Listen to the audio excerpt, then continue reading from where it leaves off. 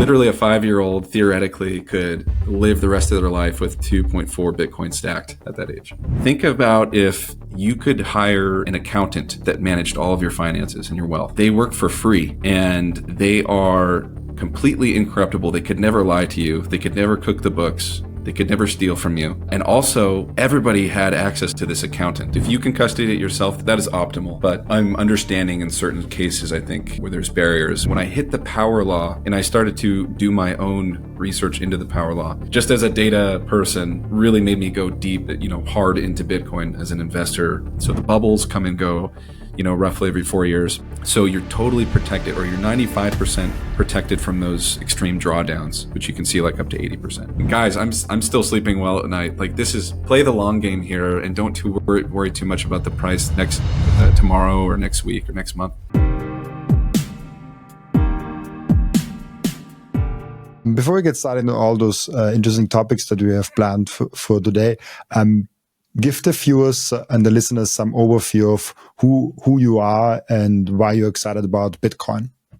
Oh, yeah, absolutely. Well, yeah, I am an engineer, a scientist and an engineer by training. I did a lot of chemistry work and research early on in school and ended up doing a PhD in material science and engineering. And for the last 10 years, I've been developing battery technology. So the kinds of lithium-ion batteries that go into electric cars, they go into power walls, they go into scooters. Now they're going into drones. And so I've been building and developing new technologies in that direction for the last 10 years. So that's been my day job. And I started getting into Bitcoin around 2020, although I didn't know much about it. I'd heard about it before that. And I can tell you about what I think held me back from deep diving into it prior to that date. But, the pandemic came around, and so I started to learn about cryptocurrencies in general. And I took a somewhat typical path of learning about all the cryptos and then funneling myself down to find out which one was the best one. And that was Bitcoin, BTC. And since I had a background in data analysis from my technical background, I started realizing actually how reliable of a data set and how stable of a data set Bitcoin provides. So I started to dig into the meat myself, started to use Python and some other tools to look closely at the behavior. And I found that this is something really, really special just from analyzing the data set there. And then I'm also interested in the macro side of things too. But that really started my journey into learning about I wanted to really deeply understand what the true value proposition of Bitcoin was. Because what I was hearing on the surface was there's no intrinsic value. It's not backed by anything. They're just numbers in a computer or in a network. And so that just kind of sucked up all my curiosity in diving into what it was and trying to find a thesis that I would either get behind or that I would drop altogether. And I ended up fully getting, the deeper I'm into it, the more behind it I get. So, yeah. It can be noisy out there. I love that you said Bitcoin BTC because there's some trolls out there that say like, oh, BTC is not the real Bitcoin and stuff like that. I don't know if it was intentional that you said Bitcoin BTC. Not totally intentional. Yeah. Yeah. Really cool. It's interesting. I think I've never really, I have for a long time, I haven't asked that question because if you have a Bitcoin podcast and you're over 500 episodes in there, you forget to ask the fundamental questions because you kind of already have that fundamental things pushed out. You already talked about it so much, but because you brought it up again, it's like, what's the real thesis behind Bitcoin? What did you discover why Bitcoin is kind of the superior money? Yeah. Well, some of this won't be totally news to you because I know how passionate you are about sort of proselytizing Bitcoin to people that you care about. I've seen a lot of your content, but for me, I kind of went back to the basics. I read the Bitcoin Standard. I listened to a lot of the bigger voices in the space and what they were saying. who seemed smarter. And I started thinking about, okay, well, what are the fundamental problems with money? And what are the different money systems that we've had? What is money? Kind of goes back to that basic question of what is money? Lawrence Leopard talks a lot about this stuff too. And I just found that at its core, what did it for me was that it improved on the technology of money that gold had served historically, but and exponentially improved on that, which is really the supply issue and also the accounting issue. So, and then on the dollar side of things, there's also even more of an infinite supply issue, right? Of the dollar or fiat. And I found that it solved that finite cap and then was a decentralized ledger. So the core, I started realizing that the fundamental value proposition is in its ledger properties. It's a immutable, decentralized ledger that can't be effed with, some people say. So I think there's both the technical reasons that it solves those that I think were intriguing to me and made me finally go all in. By the way, at that point, once I started realizing it's all in the ledger properties, because money in large part is a unit of account. How do we track how much wealth everybody has and how much value everybody has based on their work, based on their prior transactions and their trades? This is how much you have. This is the most stable and reliable way to support that. And the probability of that being upturned or corrupted is I mean, statistically almost zero, and it keeps trending towards zero as time goes on. When you explain that to people, it gets their eyes roll into the back of their heads because it's kind of gets very technical, and they just want to go, well, no, okay, explain to the lay person why it's better money than anything else and why I should care about money being broken in the past. And so there in that direction, I like to come up with analogies that kind of like serve that value proposition.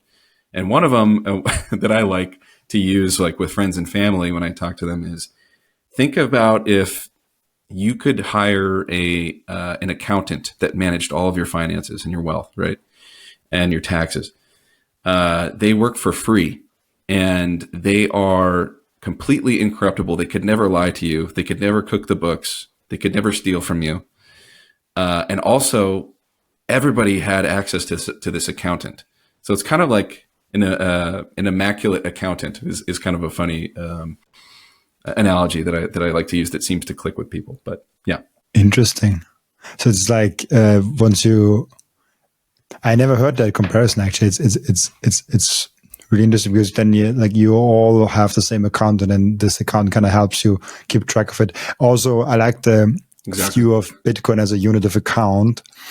And it took me a while. Like I was already in the podcast starting to doing that. And I use now Bitcoin completely as money. I earn and most of my money in Bitcoin. I spend some of my money directly in Bitcoin and try to use it as much as possible as money. But as media exchange also, but the point really is once you start using it as a unit of account, you really switch your mindset of like, oh, what is that thing in Bitcoin 5 years ago versus what is it now? And I see, Bitcoin is getting also adopted in a fast pace. So obviously those comparisons break down a little bit, and it can be very volatile, which is a great thing, I think. But once you see the long-term unit of account thing, a house costed me 60 Bitcoin. Now it costs me 4 Bitcoin. And like, oh, shit. You really make that switch of like, that's why Bitcoin is superior money and everything else is kind of going against zero, going towards zero measured in Bitcoin, not to zero, but towards zero. Towards zero, and exactly right. And you do have these, for me at least, these stages of things clicking better and better. And it seems to trend with that. How much research do you put into it? Like how interested are you really to learn about that at a fundamental level? And with that accountant, sort of that funny, kind of cheesy accountant analogy, people are like, well, why is that monetarily valuable? Why is that a value proposition for Bitcoin? Well, what would you guesstimate, just back of the envelope, the cumulative payroll value, how much you would pay all the world's best accountants across the entire planet, and then cumulatively be paying them that amount of money over 10 years, 20 years, 30 years. I mean, it's just a back of the envelope kind of a thought experiment. You start talking about trillions of dollars. And of course, dollars are always going down in value. But that's the way I sort of think about it. And I think, when you hear people say there's no intrinsic value to it, I'm like, there's absolutely intrinsic value to that mechanism that was invented. So, yeah. It's if you don't see the intrinsic value and it has been there for over 16 years and consistently going up and more people are consistently adopting it a little bit faster even than the internet, maybe you have to dig deeper in finding the intrinsic value. I think so. Time for some soul searching. I agree. And I saw your post the other day. It can be quite hard to reach people.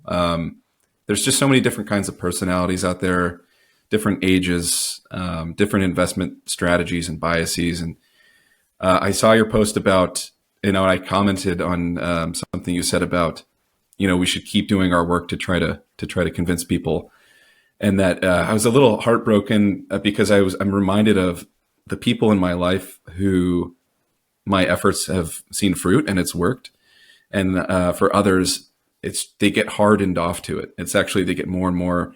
And I try to think about my own strategies and just sharing the knowledge over time that I've gathered. And but it's like you can lead a horse to water, but unfortunately, you can't make everybody drink.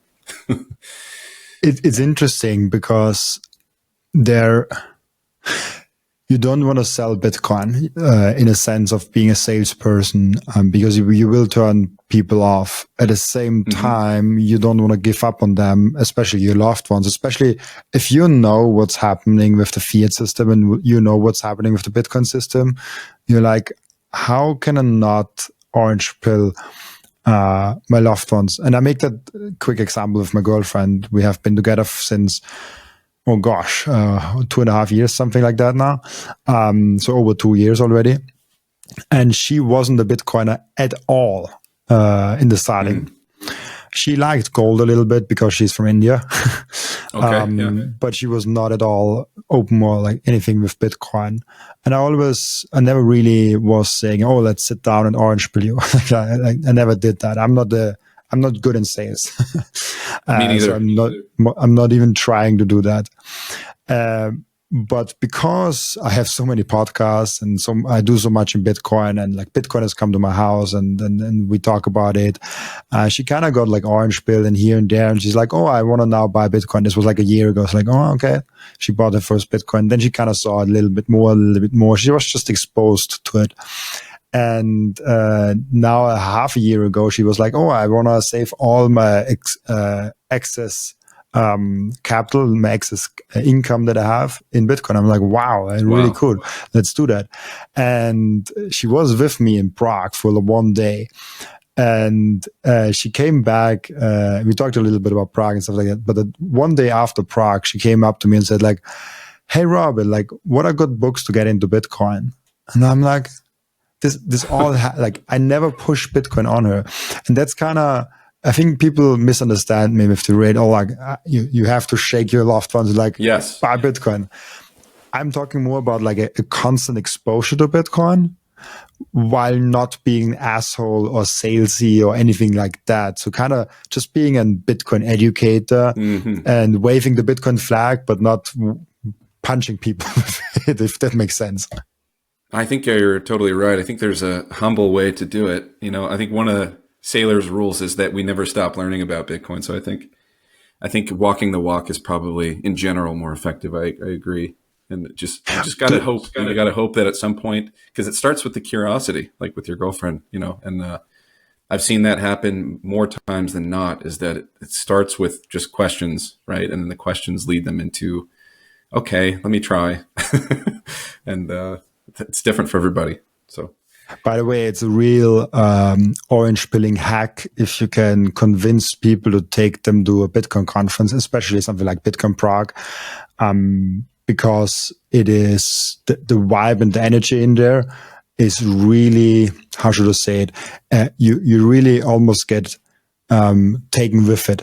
Like, their people are so happy and people are so open to the idea of discussing and stuff like that. And she was completely blown away, and she was completely outside, and she has in her industry other things, and she goes to conferences, and she's like, that feels like a festival, not like a conference. And for me, that's all the Bitcoin conferences feel like a festival, not a conference. So if you can take a loved one to a Bitcoin conference, maybe it's a good way to show them how big this thing is. Also, like, people underestimate that Bitcoin is already an industry. And you're like, oh, the many companies, they're like 10,000 people. There's like speakers and all those things. Like, people kind of need to see it in real life. They don't believe those internet things. I think you're so right. Unless you've stepped foot into the community in some way, which there is, there's economy. This is like a serious thing. Unless, it's hard to understand it unless you really are immerse yourself into it to some extent. So I'll take that as a note for next year. I think that provides a glimmer of hope for some people that come to mind. And I'd like to go too. It sounds like it's a great experience for you. Yeah. Prague is, for me, I'm biased because I live not that far from Prague. I live in Vienna, so it's just like very close to me. But for me, it's the best Bitcoin conference if I had to choose one. But I'm curious, what's your kind of take on why because we are so deep into Bitcoin and it feels so obvious. Why do you think it's so hard for some people to grok it and to understand it? Oh, that's, I was thinking about, so remember when earlier in the conversation, I was doing some introspection as to why did I not get into this in 2013 to 2016, 2017? Like, knowing who I am today, I should have been totally interested. And so I think that the answer was, it's not the perfect answer, but my circumstances were, my head was not ready to start wrapping my head around a new and upcoming digital currency technology. I was a poor student trying to get through my coursework, but also research, trying to work because I was poor and I was going through school. I had like a really crappy computer that I was doing all of my work on. It was always crashing. I didn't have money to upgrade a lot of my stuff. And I was struggling enough to try to crunch numbers, do modeling, do my experiments, try to do publishing, try to collaborate with people. And the thought of trying to wrap my head around something that was, first of all, I'm also not a software guy, more of a chemistry and hardware guy.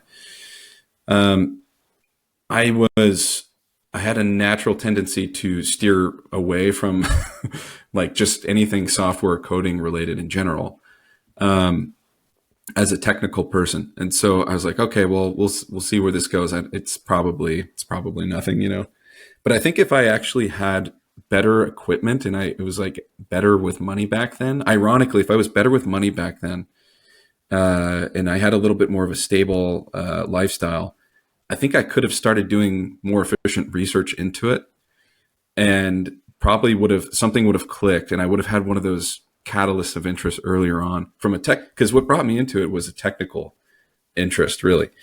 And then I started realizing how many of my money related problems it could solve along the way.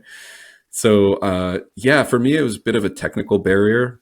And I think that there's still a lot of that for retail for these days. When people think about it, it's just, again, their eyes glaze over. There's no approachable way to, or at least historically, there hasn't been like an approachable onboarding into Bitcoin, where it's just like, here, think about your money, but in terms of Bitcoin. So I still think I think education is catching up and making that easier for people. But yeah, besides that, so that's at least my own sort of anecdotal experience. And I think to some degree it's luck for people. It's their circumstances and luck. I think they're right place and right time. They're sort of ready to accept the message and the value proposition of Bitcoin, I feel like that also. I feel really grateful that I found it that early. At the time, I was like, oh, I'm super late, but as all Bitcoiners go through. And it's sad sometimes to see, because the ones who need it the most don't have the time to research because they have to juggle 2 jobs and kids and all those things. Correct. So those people it's going to be even more difficult for them unless they have people that they trust who are building credibility and just as you are. And so I think people do it in different ways, but just the way that you try to make an argument for, I don't know, believing in anything, God or democracy or anything, the same arguments aren't going to necessarily work for every person, right? So sometimes it's going to be more, you just have to get their feet wet and throw them in, take them to a Bitcoin conference. Maybe sometimes you need to discover what their pain is, and then try to shape some of the educational content around what they're experiencing. What I've tried with my friends is, and this hasn't even always worked, but it works sometimes, is you just send them you get them set up with an address and you send them a little bit of Bitcoin and encourages them at least to start tracking it a bit. So, yeah. There's this Warren Buffett quote, and he's definitely not popular or good with Bitcoin, but he has sometimes interesting quotes. And I don't know exactly, I will butcher that now, but he said, like, thinking about money for 1 hour is better than working for money 1 hour.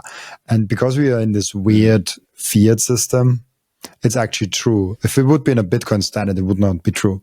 If it's just a Bitcoin standard, it's better to actually work for money 1 hour and more profitable than just thinking about it.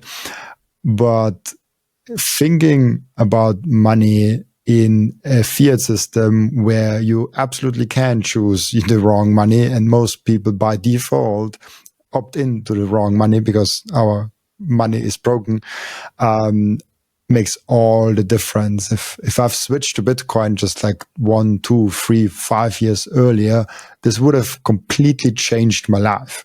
Yes. So, and this is just like thinking about money versus working about money. It's a sad thing, but it's reality. I think another thing that's scary for people, at least in North America, is and it may be this way in Europe too, I'm not sure, but the demographics are shifting such that there are a lot of more baby boomers and older that have existed before proportionally. And I think that there's there's a sense of extreme risk with trying to custody. I think the custody solutions also scare people. I think that they see it as a very complicated thing that's very easy to mess up. And one of the first things they think about is the risk of losing their own Bitcoin or being hacked.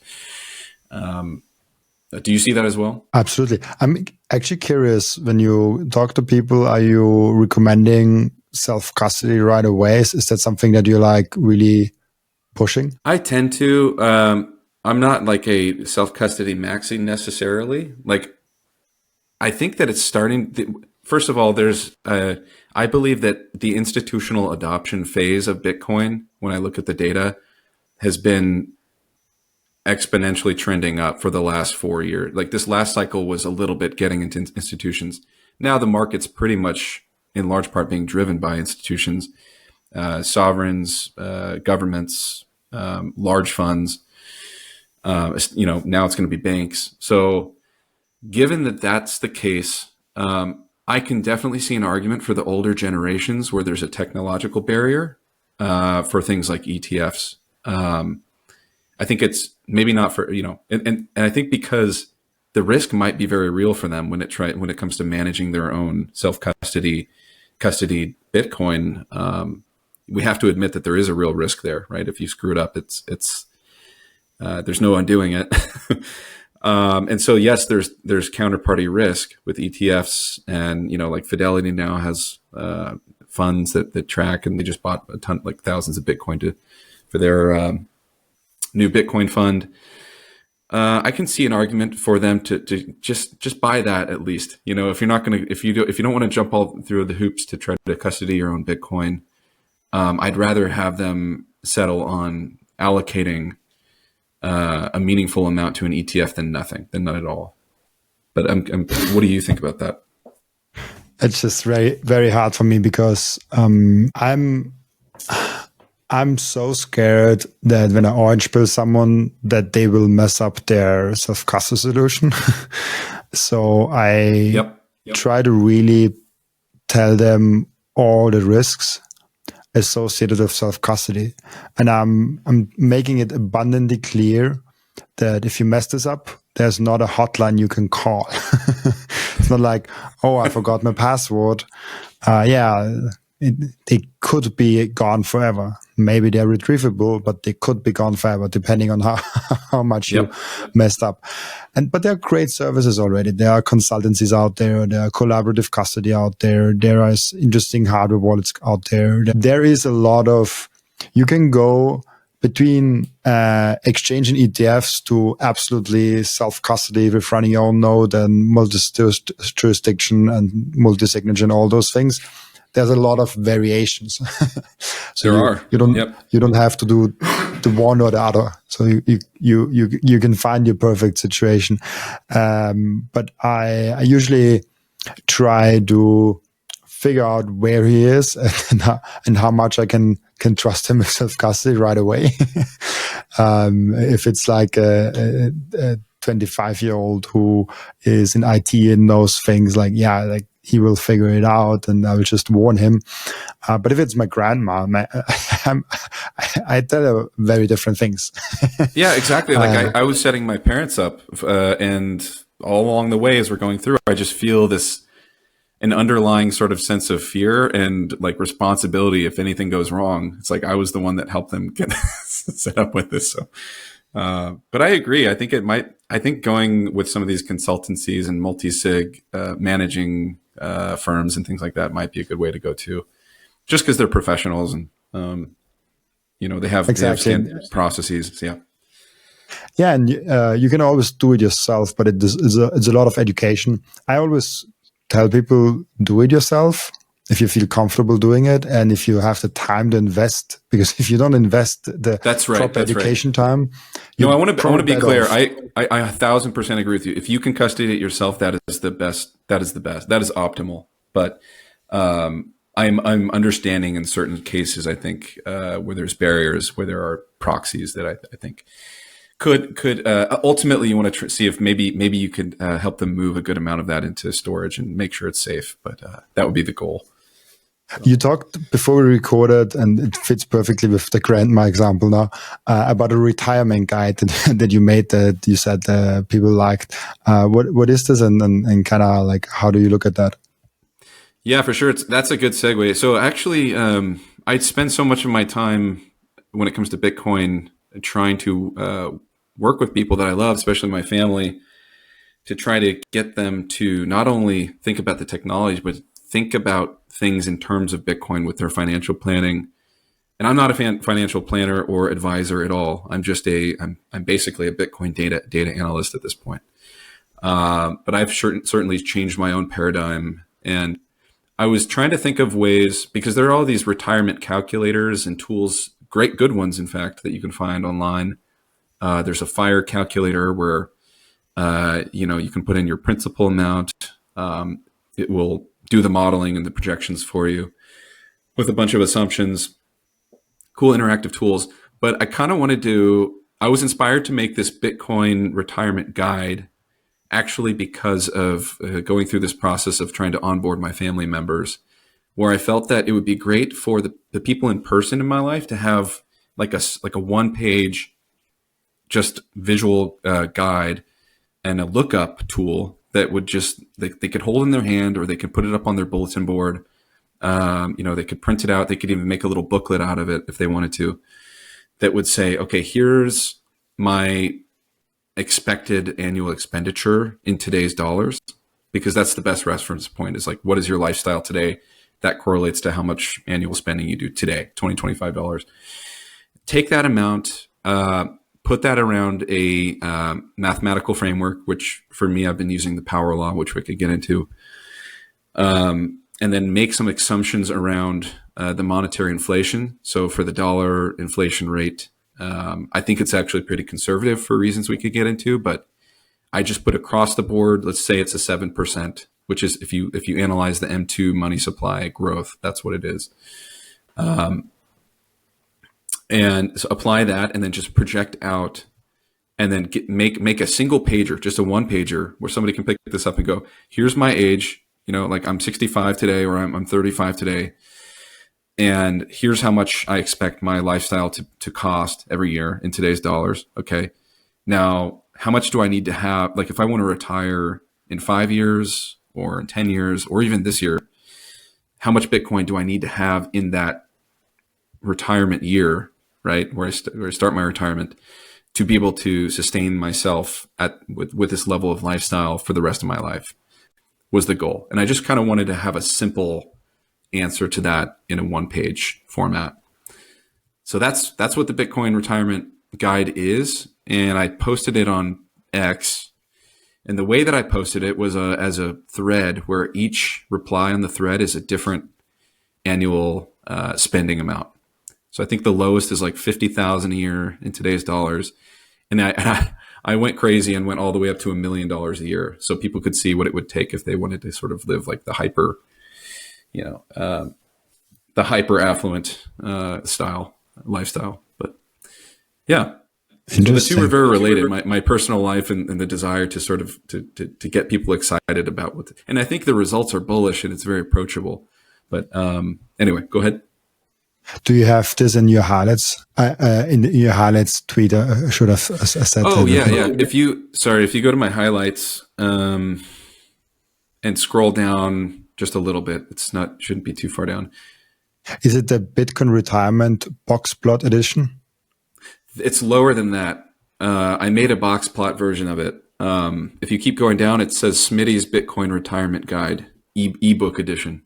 I just found it. That's awesome. The first time I ever made any money, I got myself from that money a watch. And ever since then, I collect timepieces to remember times where I achieved some milestone. That's why I got the Bitcoin 2025 edition when I went to my first ever American Bitcoin conference. So for me, the Bitcoin watches from Coin Vigilante represents the time that we are living in. For every person that wears a Bitcoin watch, I know they are representing sound money to the outside world. Make sure to check out those amazing Coin Vigilante timepieces down in the descriptions. I love those watches so much. I know how big of a hurdle it can be to have self-custody, but it's so freaking important to make that first step. We have to make sure it's as easy and simple as possible. And that's exactly what BitBox did. BitBox created the simplest and the easiest hardware wallet to use to get into self-custody. So get yourself a BitBox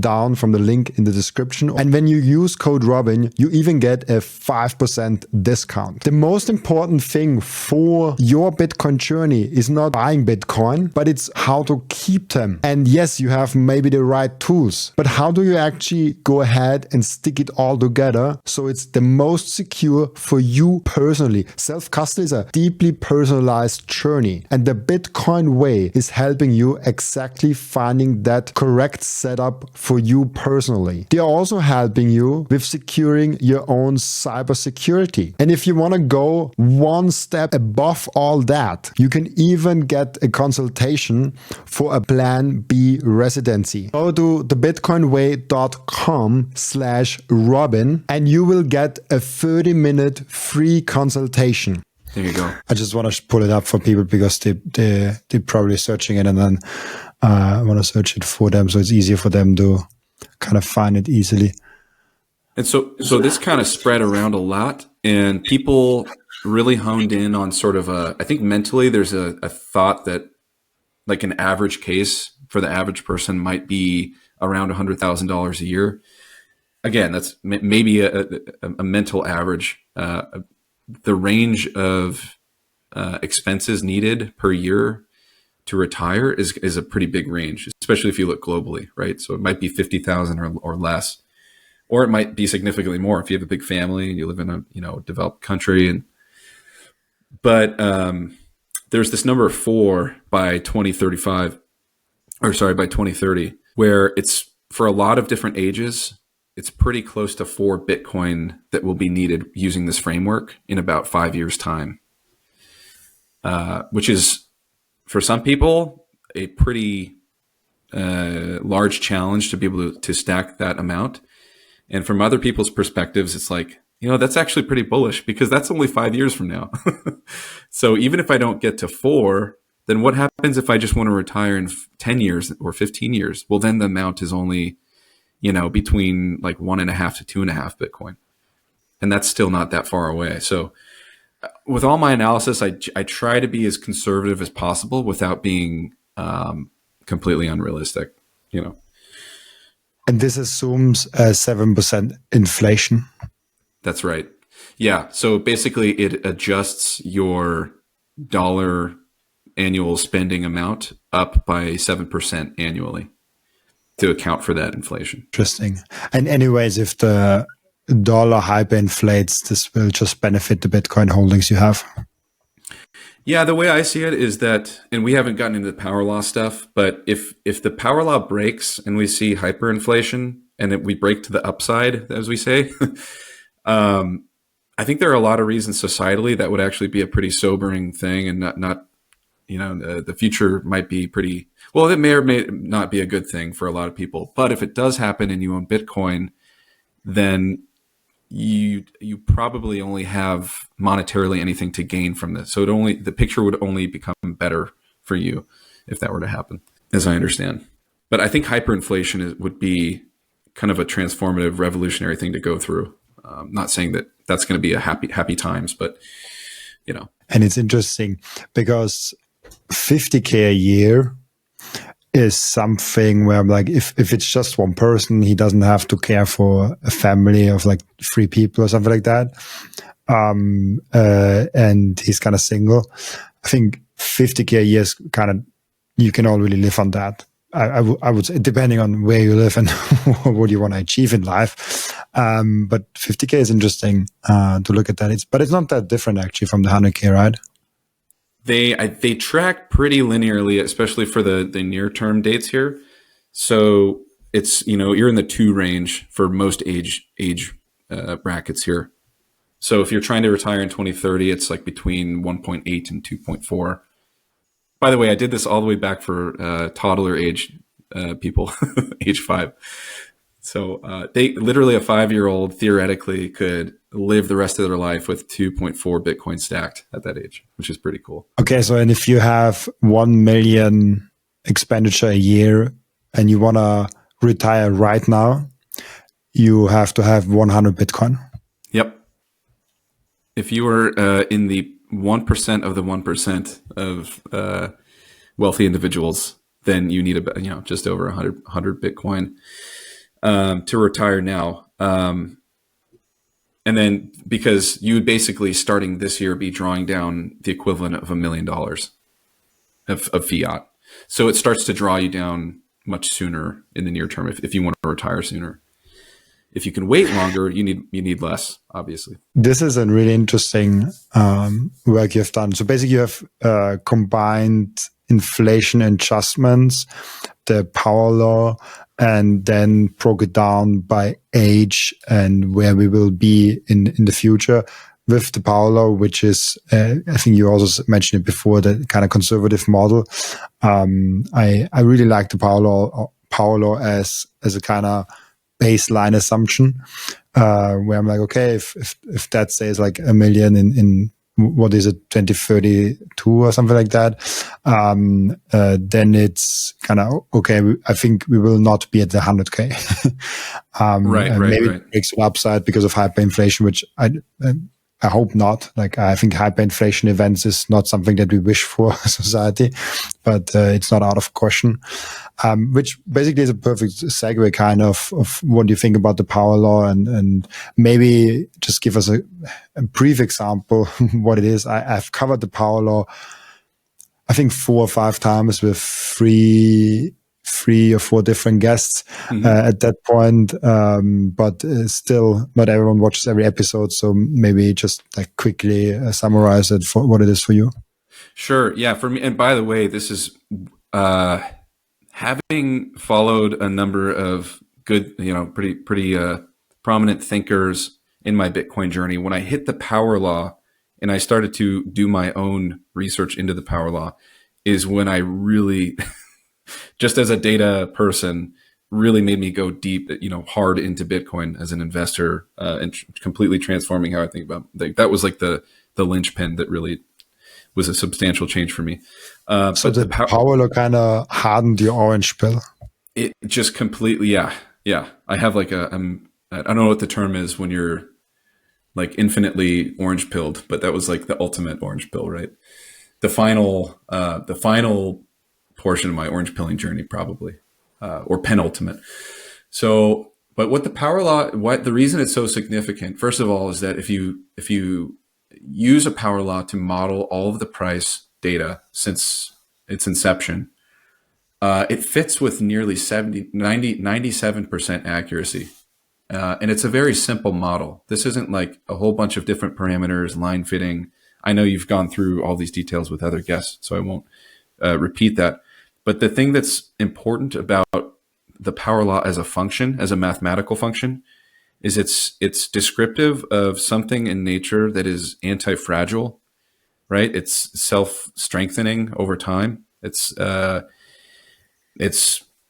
For example, that's why when you see network growth, right, the value, it's kind of like the Metcalfe's law idea, or even the internet actually is a power law.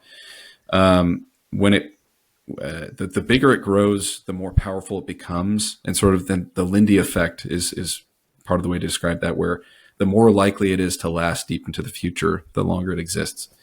A lot of ideas and memes and inventions, technological inventions, have Lindy behavior.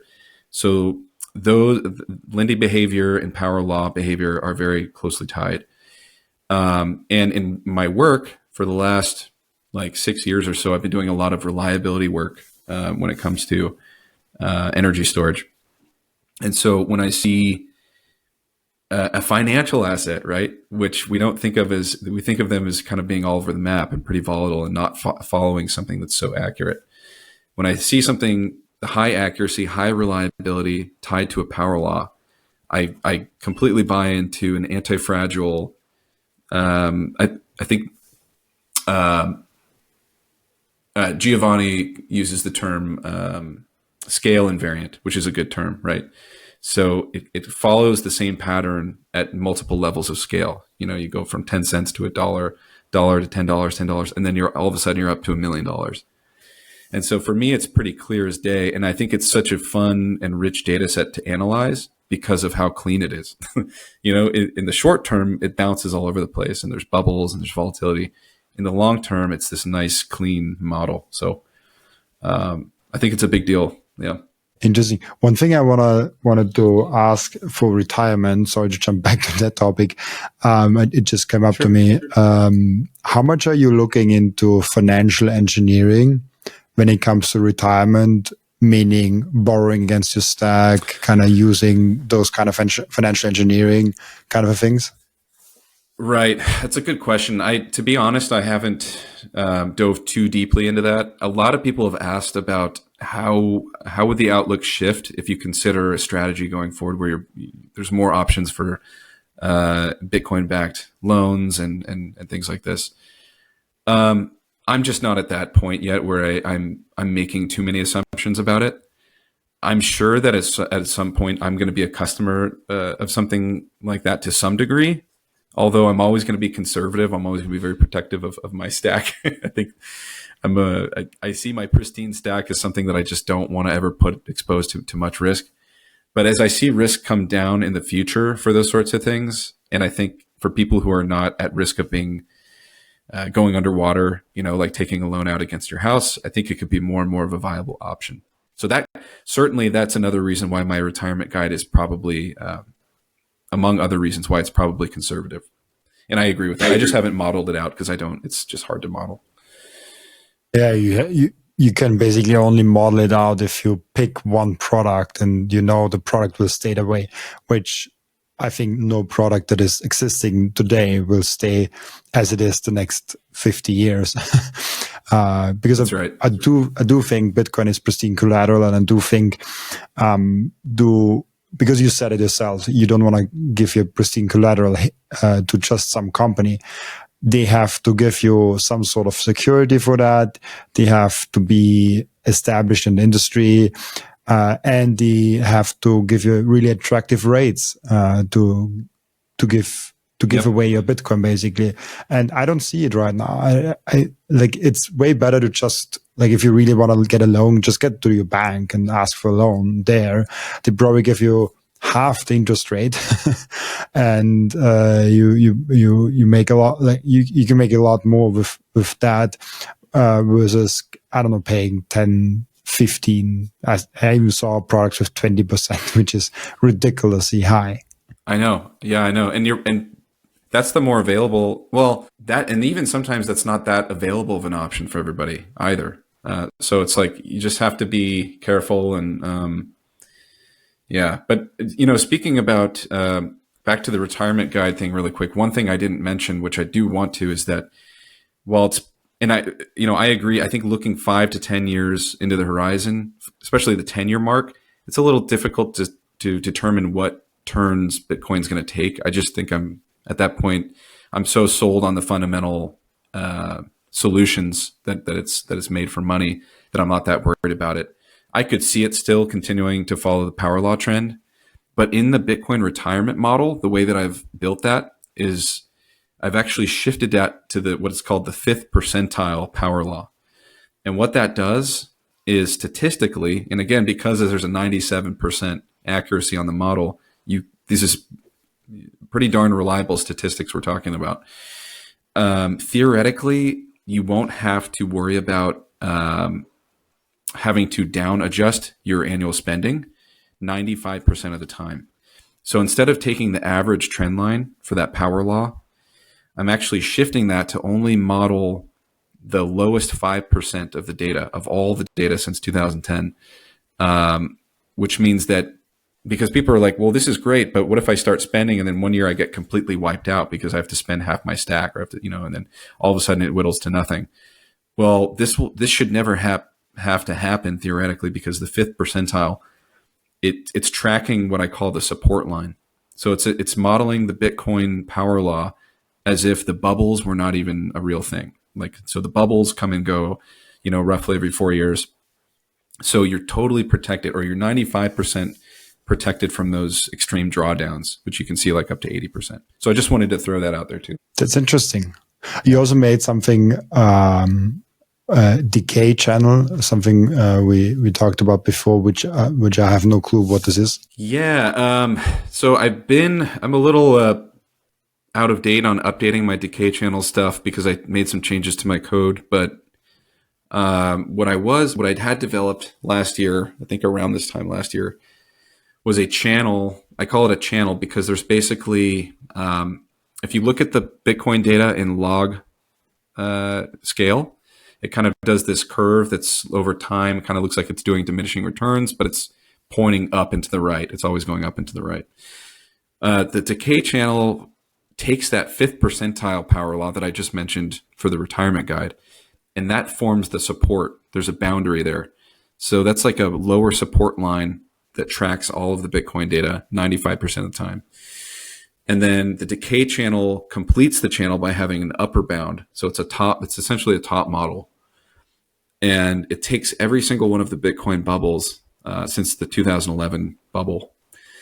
And it turns out that there's an extremely precise exponential decay factor that if you build that into the power law, then the deviations from the average power law are dropping exponentially for the last 4 cycles, all the cycles that we've had so far.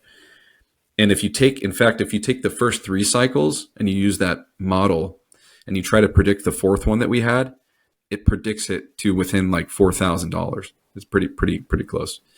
And so what I did was I just continued to build that model out.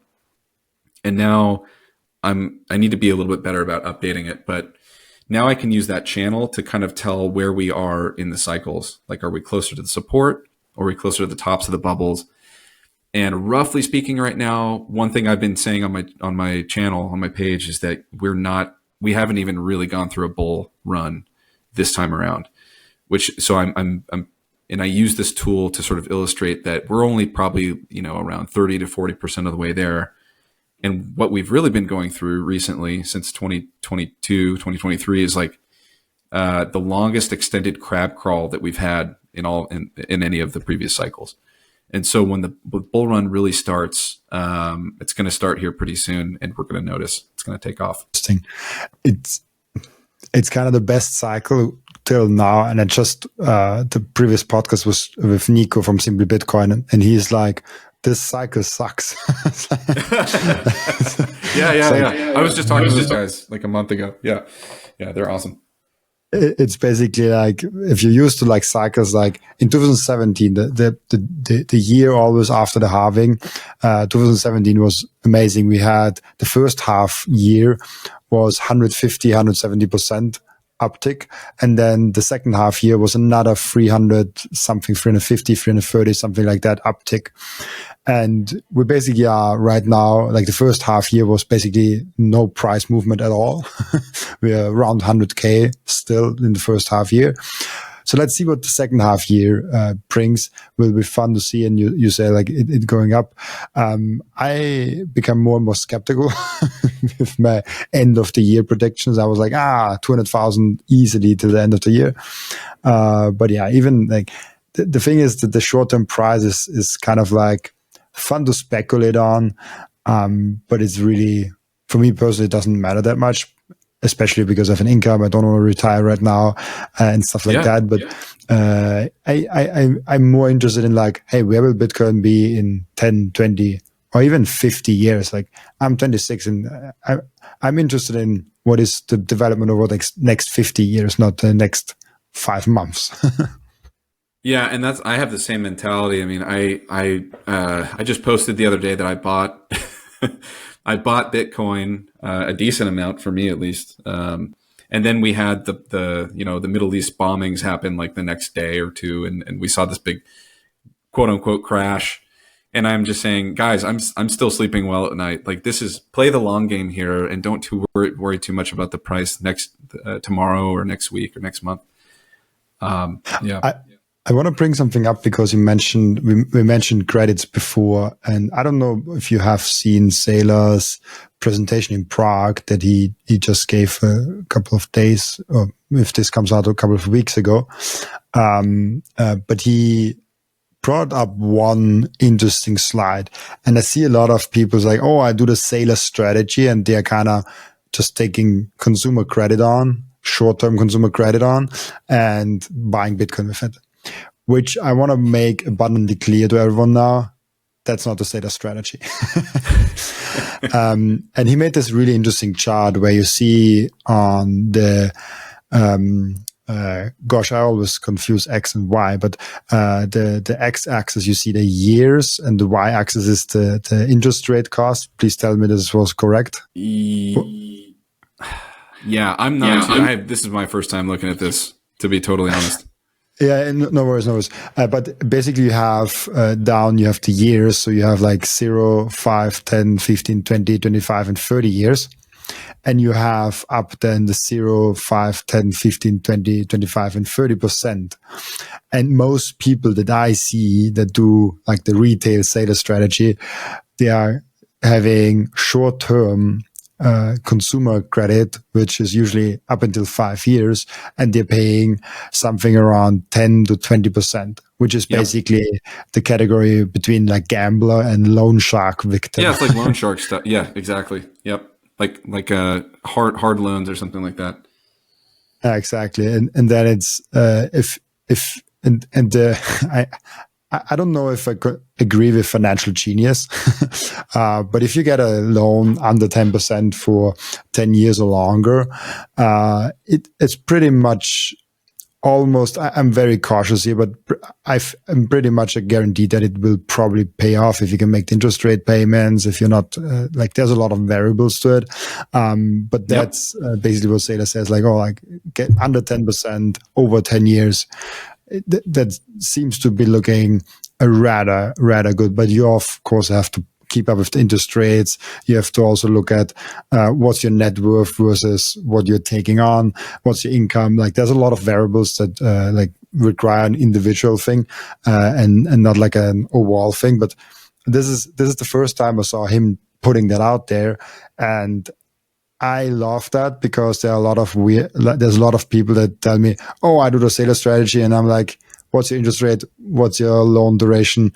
No, that's not the Seyr strategy. Mm-hmm. Yeah, I think I generally agree with this. I think this is good. I I think that offers you enough protection because if you're talking about getting loans for 10% or less, it starts to become a much more safe approach to, not getting wiped out and, not being underwater on your assets. And I think if you're trying to take loans out at 20%, and I guess when I see this, I think, well, yeah, I mean, why would you take consumer credit out at 20% or higher for anything? Although Bitcoin is performing at double that rate in terms of its growth rate, right? And so I just think of, okay, well, if you're doing 10% or lower, most of the time you're probably going to be pretty well protected. And so, yeah, I agree with that. And the asset's becoming more mature. So the volatility is, when you look at the data, the volatility itself is going down exponentially. And so Nico's comment about this is the worst cycle ever, we're sort of in this phase where volatility is coming down a lot. There are huge accounts that are driving a lot of the market that a lot of people can still participate in. So it's not, everybody still has access to Bitcoin. So we're sort of in a unique decade where interest rates that will be able to let you leverage up on your Bitcoin are going to become more available for the next 10 years. Bitcoin's annual compounded return is still going to be between 45% and I think 28% over the next 15 years, substantially higher than anything else out there in the market.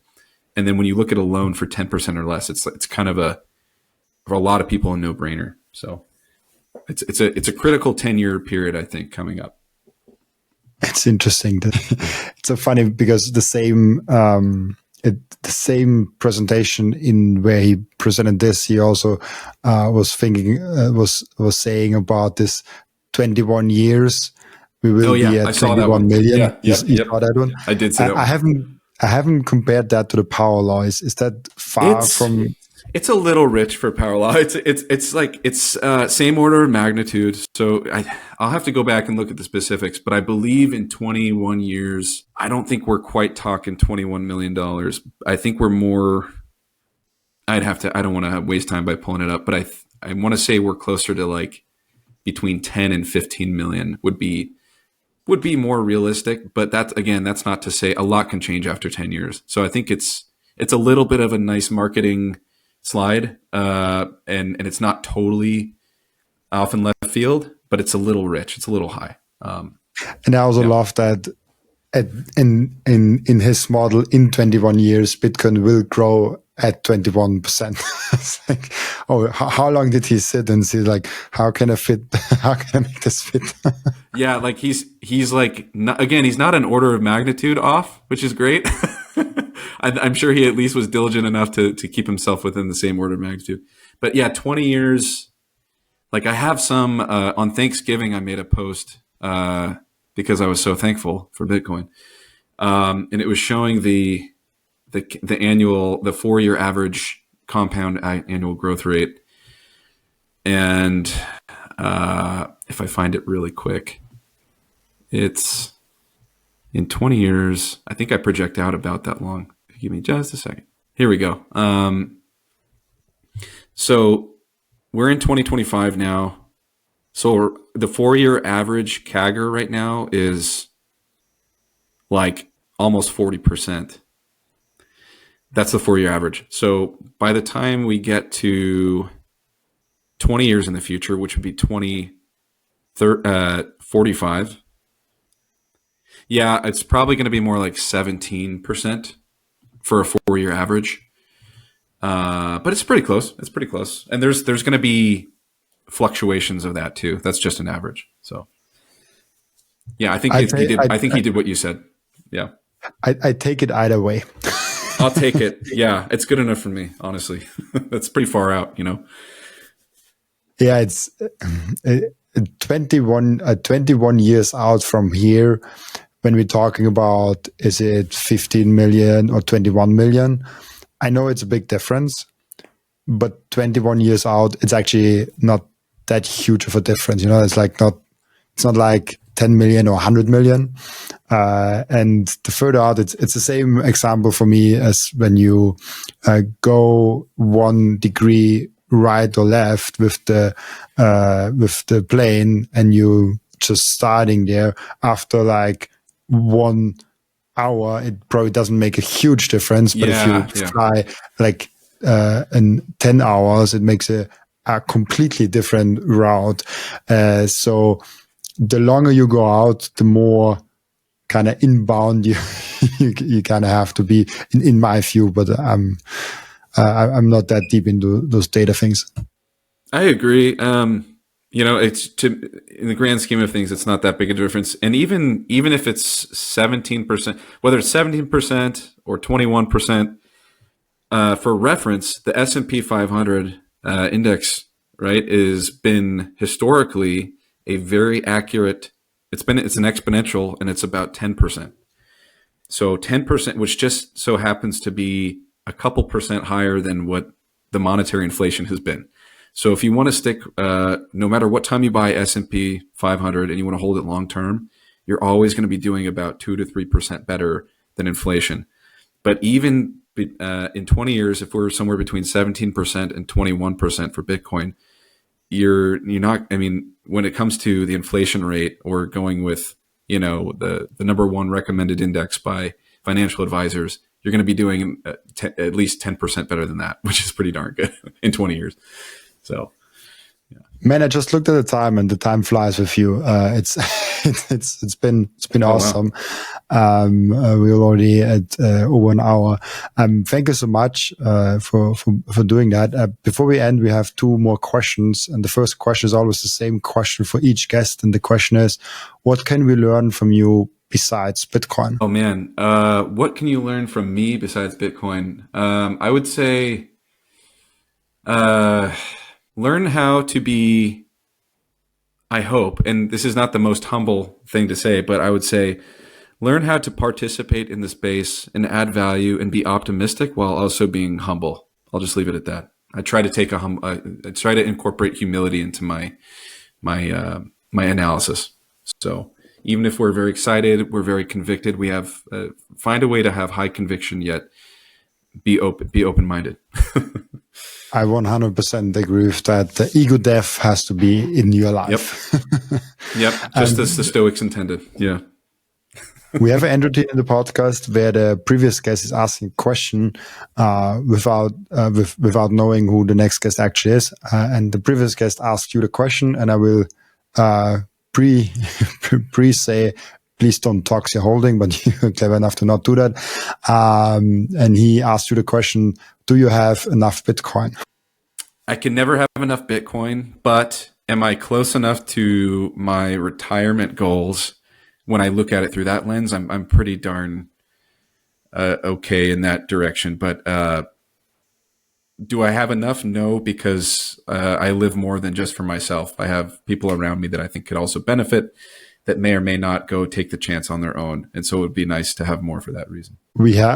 Till we are successful with Orange building everyone, we have to stack for them. I love that. Yeah, I couldn't hurt, right? The future generations included. Smitty, thank you so much for being on. What did you want to say? Yeah, I was just going to say thanks for being a wonderful host. Thanks for having me on, and I love your mission. The time slipped by. It was great talking to you, and always happy to talk with you again. I appreciate it, Robin. Awesome. Before I let you go, where can people find you and ask you questions? For now, I am completely, as you can tell, anonymous, and I am on X. And you can find me with my handle, which is at Sminston _with. That's SMINSTON_WITH.